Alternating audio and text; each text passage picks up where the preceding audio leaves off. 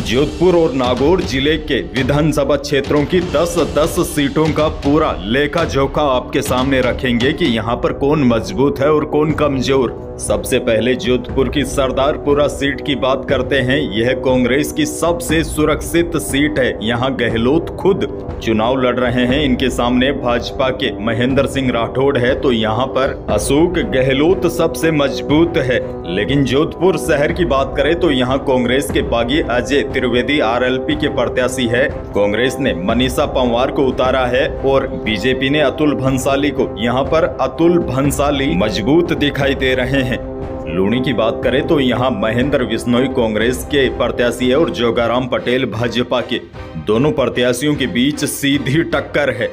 ओसिया की बात करें तो दिव्या मदेरणा और भेराराम सियोल के बीच सीधी टक्कर है। राजपूत समाज के बड़े नेताओं ने भेराराम सियोल को समर्थन दिया है, तो वहीं दिव्या मदेरणा जाट समाज को एकजुट करने में जुटी है। बिलाड़ा की बात करें तो यहाँ त्रिकोणीय मुकाबला है। मोहनलाल कटारिया, अर्जुन लाल गर्ग, लेकिन यहाँ पर आरएलपी के जगदीश कड़ेला ने मुकाबला त्रिकोणीय बना दिया है। फलोदी की बात करें तो कांग्रेस के प्रकाश छंगाणी और भाजपा के पब्बाराम बिश्नोई, लेकिन कांग्रेस के लिए यहाँ पर खतरे की घंटी ये है, अंदर ही अंदर भीतर घात है। लेकिन फिर भी यहाँ कांग्रेस और बीजेपी के बीच सीधी टक्कर है। भोपालगढ़ की बात करें तो यहाँ पर भी त्रिकोणीय मुकाबला है। कांग्रेस की गीता बरवड़, बीजेपी की कमसा मेघवाल और आरएलपी से विधायक पुखराज गर्ग, यहाँ पर त्रिकोणीय मुकाबला है। लोहावट में कांग्रेस की स्थिति अच्छी नहीं है, क्योंकि यहाँ पर कांग्रेस के बागी सत्यनारायण बिश्नोई आरएलपी के टिकट पर मैदान में है, इसलिए यहाँ पर मुकाबला त्रिकोणीय हो गया है।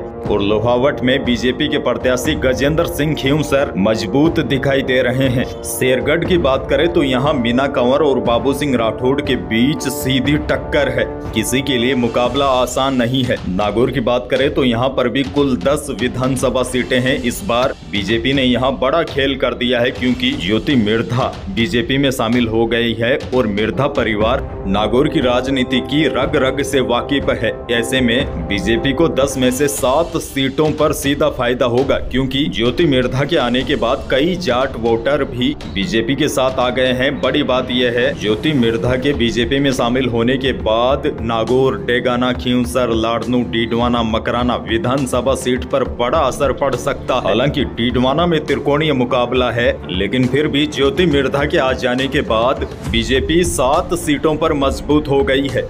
और रही बात कांग्रेस ने नागौर जिले की 10 विधानसभा सीटों में ज्यादातर जगहों पर पुराने प्रत्याशियों को ही उतारा है और कई विधायकों का रिपोर्ट कार्ड अच्छा नहीं है, जिसका नुकसान कांग्रेस को यहां उठाना पड़ सकता है।